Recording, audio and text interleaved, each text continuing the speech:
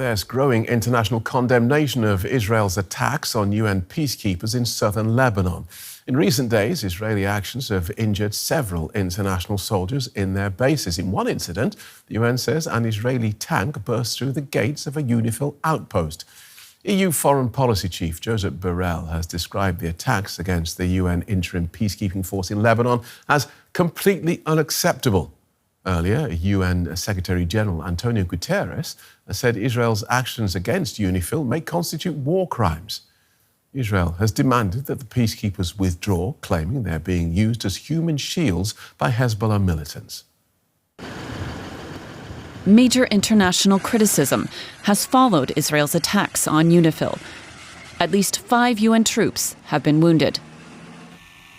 Israeli forces say Hezbollah operates near to UNIFIL, with this footage supposedly showing a Hezbollah weapons cache found less than 500 meters from the UN base.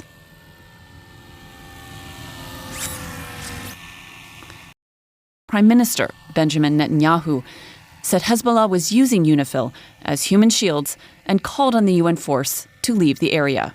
Mr. Secretary General, get the UNIFIL forces out of harm's way. It should be done right now, immediately.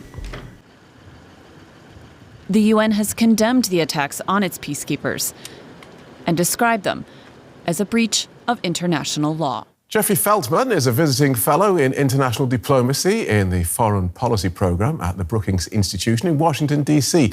Previously, he worked in the United Nations as Under-Secretary General for Political Affairs, and he was U.S. Ambassador to Lebanon during the 2006 war between Israel and Hezbollah. Welcome to the day. Now, UNIFIL has been in southern Lebanon since 1978 with a mandate to stabilise southern Lebanon and to prevent clashes between Israel and Hezbollah.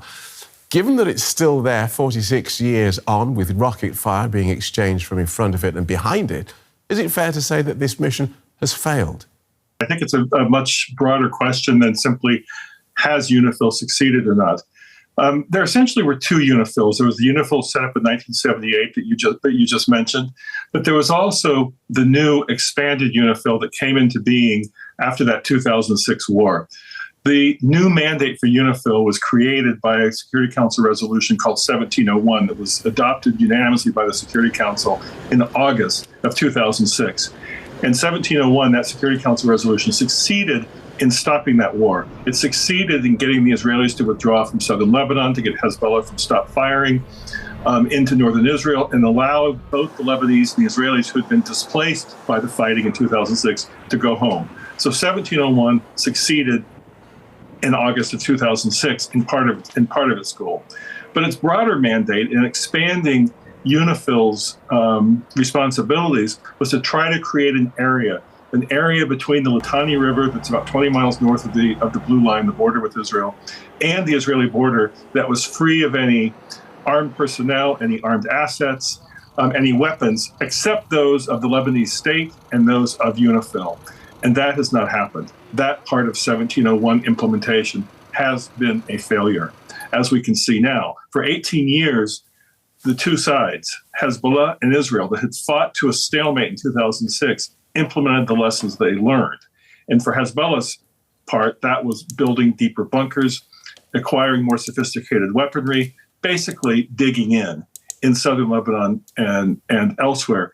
And UNIFIL, the peacekeeping mission, while it was supposed to be accompanying the Lebanese armed forces in providing security in southern Lebanon, first of all, never had the Lebanese armed forces as a partner. So right. Part of that envisioned mandate wasn't there, the Lebanese armed forces. And also the Security Council itself did not give UNIFIL the right tools. It was passed under something called Chapter 6 of the UN Charter. Chapter 6 does not have enforcement capabilities. Chapter 7 missions under the UN Charter have enforcement capability. UNIFIL was not given that enforcement capability. So I don't think it's particularly surprising that Hezbollah, determined to rebuild in southern Lebanon, was able to do so under UNIFIL's nose without UNIFIL really being able to counteract it. It didn't have the tools, and it was worried about UNIFIL's own force protection. Okay, so let's then pick up on at least one of Israel's claims about Hezbollah's actions, despite or perhaps even because of the UNIFIL presence. Benjamin Netanyahu has said that that Hezbollah has been using UNIFIL as human shields. What do you make of that claim? I don't have access to the source of information I had when I was a U.S. official or when I was a UN official, but I've never seen evidence that Hezbollah has used UNIFIL as human shields. What I have seen, and what I do fault UNIFIL for, are the see no evil, hear no evil, speak no evil nature of its reporting back to the Security Council. When UNIFIL says they've seen no signs of activity in the South that's in violation of 1701, that is, they see no signs of armed personnel in southern Lebanon, they either aren't looking or they're being prevented from looking. And so I fault UNIFIL for its reporting. I don't really fault UNIFIL for serving as human shields. That has not been the experience I've seen with UNIFIL at all. But of course, the Israeli allegations about UNIFIL are similar to their allegations about UNRWA, the UN agency that helps Palestinians, in that they may take one small example and blow it out of proportion to try to condemn the entire operation. Okay, so you've said that UNIFIL doesn't have the tools, wasn't given the tools by the Security Council, and perhaps isn't trying to do its job as well as it might. So, talk us through the politics of that. Why might that be? Well, you've got 49 member states that have contributed troops to UNIFIL. Do all those 49 member states have the capability to take on the most lethal, most armed, non-armed state group in the world? I don't know.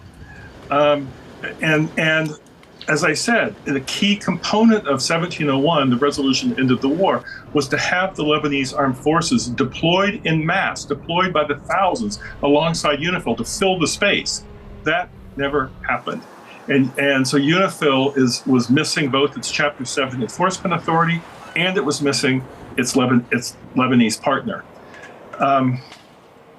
So I think that as you look to how you're going to end this war, and one hopes that one can find a way that ends it soon in a way that allows the Israelis and Lebanese displaced to go home, and that doesn't allow another war to emerge in 18 years, you're going to have to look at that mandate. You're going to have to look at what kind of force can fill the space, right, and whether the Lebanese themselves will finally step up to the responsibility of asserting Lebanese sovereignty over the entire territory of Lebanon. The 49 countries that you spoke of who've contributed peacekeepers, they include China, India, Italy, Germany and France. And we have troops from Indonesia and Sri Lanka who've been injured in these recent Israeli attacks. Presumably, these Israeli attacks against UNIFIL, they carry a massive potential for turning diplomatic friends or even neutrals into enemies. Well, I noticed, for example, that the Security Council is meeting today to talk about these Israeli attacks on UNIFIL facilities. Over the past 5 or 6 days, there have been repeated Israeli attacks on UNIFIL facilities. 4 peacekeepers have been wounded. I can't imagine that these are accidental at this point, given the fact that there's been repeated numbers of them. I note that there have been over 330 peacekeepers since 1978 in UNIFIL that have been killed, and many have been killed by fire from the Israeli Defense Forces.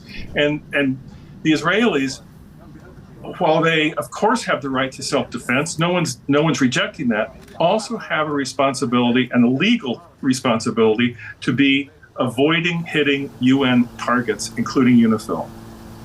So if the attacks and the injuries are not accidental, what do you presume their purpose to be? To perhaps intimidate the Security Council into moving UNIFIL out? I think that the Israeli goal is to move UNIFIL out. That UNIFIL is, for the Israelis, an obstacle to the type of military operation they would like to see on the ground in southern Lebanon. That they are eyes and ears of the international community on the ground in Lebanon as Israel proceeds to try to wipe out the Hezbollah infrastructure. I shudder to think that southern Lebanon could look like the imagery that we have seen from the Gaza Strip.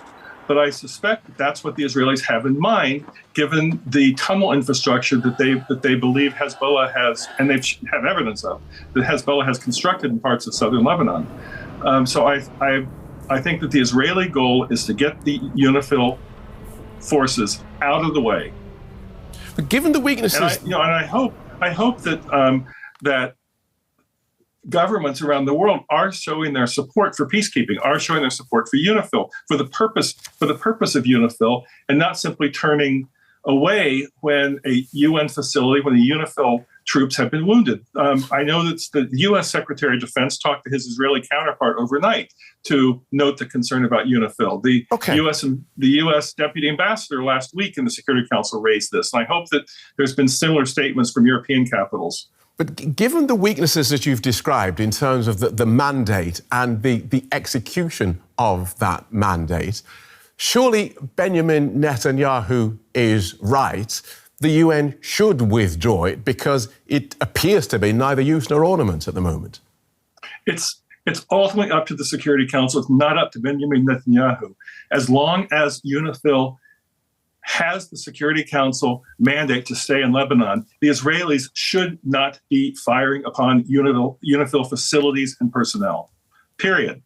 If the Security Council changes the mandate, withdraws UNIFIL, that's one thing. But it's not up to the Israelis to drive them out by hostile fire. Israel has declared Secretary General Antonio Guterres persona non grata because of his criticisms of the country's actions.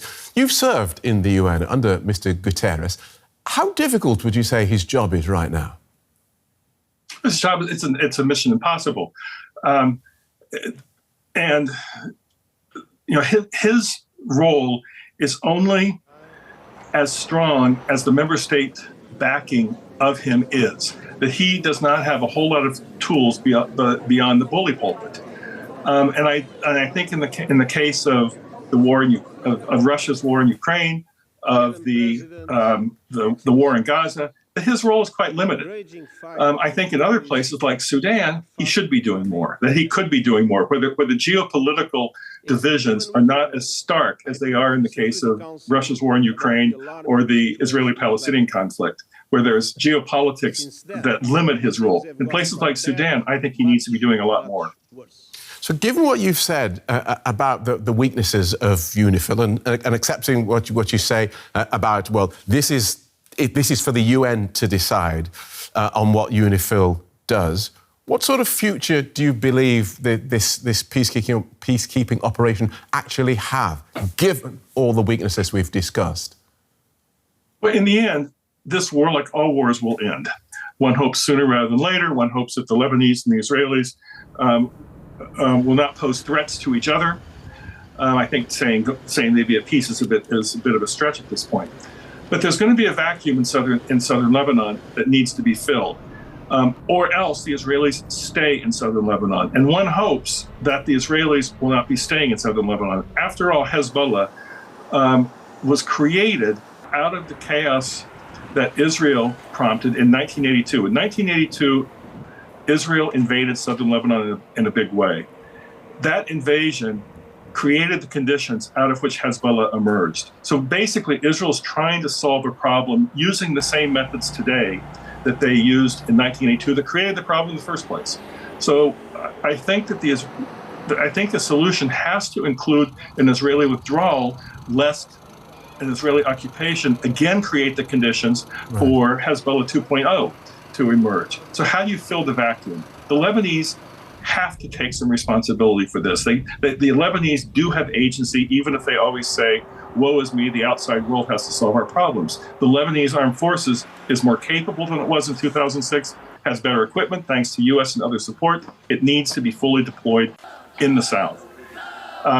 And there probably will be some kind of UN or other multilateral force. I know that for the Israelis, they're going to say 18 years of UNIFIL since 2006, and look what we got. The Israelis are going to be a very hard sell on any kind of UN mandate. But there's going to have to be some kind of multinational transitional force, UN or otherwise, that helps the Lebanese armed forces in filling that vacuum in southern Lebanon. assuming, again, that the Israelis aren't planning to just stay there. The Israelis say that their operation is limited, localized, and targeted, but I don't know whether their definition of limited, localized, and target would meet most of our own definition of those words. That's a fascinating analysis, and we thank you for it. Jeffrey Feltman from the Brookings Institution. Thank you so much. Thank you.